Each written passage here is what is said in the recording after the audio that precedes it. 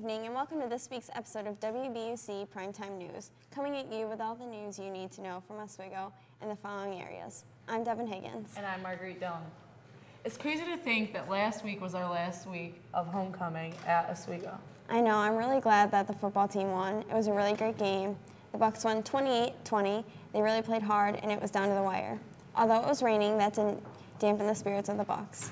Well, starting off the morning with Buckfest helped boost the Buck pride. I volunteered and it was a lot of fun. They had great activities like the dunk tank, face painting, and of course some phenomenal music. It was really cool to see all the little future Buccaneers running around. The atmosphere was intense all in all. It was an awesome weekend to be a Buck. Isn't it always a great weekend to be a Buck? I guess, Devin, you're true. Did you go to the dance on Friday? Yeah, it was pretty fun. Well, talking about fun, Nick Mazuka caught up with Matt Spalding to go over his musical career, including performances from Battle of the Bands. Let's take a look.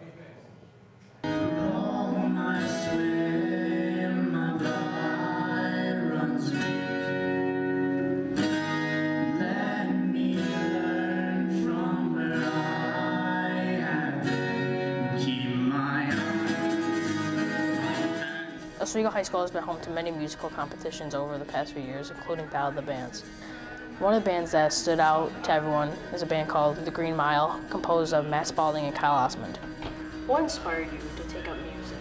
Well, music was always a big part of my life. I mean, my dad introduced it to me since I was a little kid, always playing different kinds of music and, you know, iTunes. He was a big iTunes user, and I always wanted to be like a rock star, like since I was a little kid.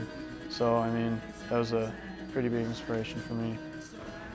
When you first started playing, did people help you along the way or did you teach yourself?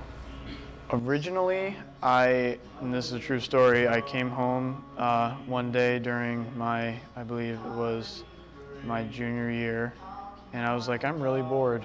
And I went down in the basement, and my dad used to try and play guitar, and it was just sitting down there all dusty, and I dusted it off, went upstairs, got on the computer, looked up how to tune it and everything, and I just taught myself from there. It's pretty cool. Yeah. Will you be doing Battle of the Bands or the senior show this year?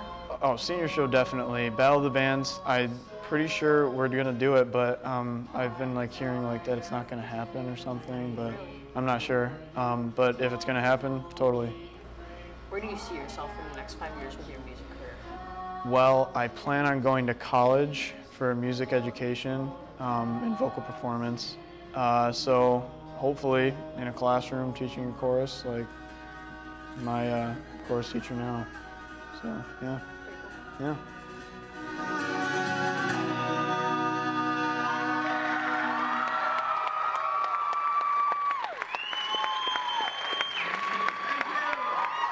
So many musically gifted people in our school. Did you catch any of the musical performances at Pumpkin Fest this past weekend? Yes, this past weekend was also the Pumpkin Festival in East Park of Oswego. At the festival, there are plenty of things to keep the family busy, including a corn maze, bouncy houses, multiple food vendors with live entertainment, and of course, the largest pumpkin contest. Carl Hayes took home the gold with a whopping 1,725.5-pound pumpkin. Hayes is from Clarence Center, New York, and took not only the top size of the day, but also set a New York State record. The second place pumpkin weighed 113 pounds less at 1,612.5 pounds and belonged to Gary Adams of Lafayette, New York. Oswego's High School owned Sophia Woods also played a live set at the Pumpkin Fest. It's always great to see. I know she plays around Oswego quite a bit. As you heard last week in Nick's interview with Sophie, she can't wait to continue her musical career after high school. In case you didn't know what you wanted to do with your career, the Board of Education Cooperation Educational Services, or BOCES, has a new name with a new program. BOCES will now be called the Center for Instruction, Technology, and Innovation, or CITI. Students and staff recently held a grand opening retail of CITI. Retail CITI is a store that now sells student-created merchandise. Besides selling the student-created products, students will operate the store to ensure it is running accordingly to plan. What a great opportunity for students out there. I know a few students who head out there to learn different trades. So what else happened this weekend, Devin? This weekend marked the end of the race season out at Oswego Speedway. WBUC's own Anthony Lizardo came in 5th for Super Modified. This gave Anthony's team a 3rd place finish on the season in points. Also racing from OHS was Camden Proud, who finished 15th in the race after at one point being in 2nd. Great job to Anthony and Camden and everyone out of the Speedway who make it happen every year. That almost does it for us today, but first, don't forget to come support your Buccaneer soccer team on Thursday versus Fulton. And while you're there, help support a great cause, cystic fibrosis. Aaron Latulip has more on the story.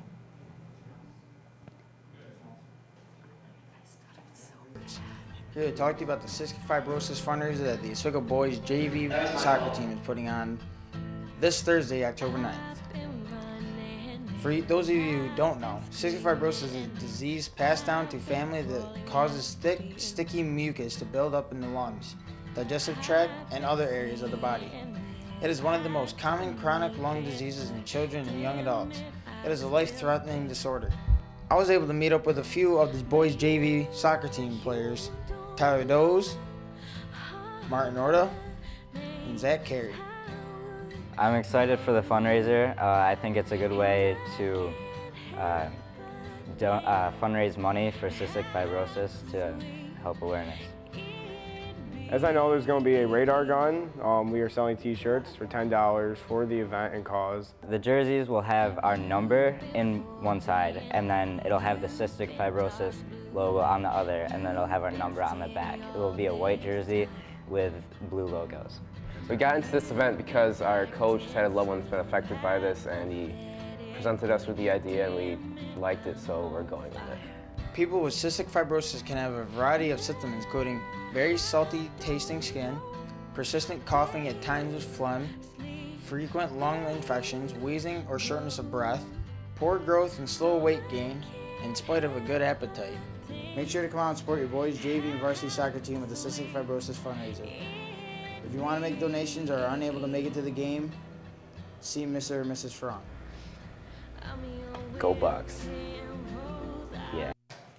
Thanks, Aaron, and to those who make such a great fundraiser possible. I know Mr. and Mrs. Frank work really hard to make it happen and promote cystic fibrosis awareness. That's all for your primetime news. Be sure to tune in on Thursday for an in-depth look at this past weekend's Pumpkin Festival. With Margot Dillon, I'm Devin Higgins. Have a great night, Oswego.